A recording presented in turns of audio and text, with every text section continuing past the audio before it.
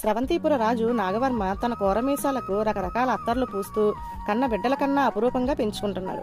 ఒకనాడు ఆయనకు గడ్డం చేస్తున్న తిప్పడు మాటల్లో పడి ఒక పక్క మీసాన్ని కొంత గీసి పారేశాడు.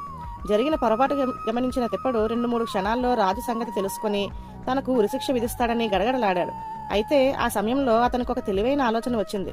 అతను రాజుతో, ప్రభు, రాజు కాదు చక్రవర్తి అయినా సరే ఏదైనా బలహీనతకు లోనైతే దాని నుంచి ఒక పట్టాన బయటపడలేడు అన్నాడు.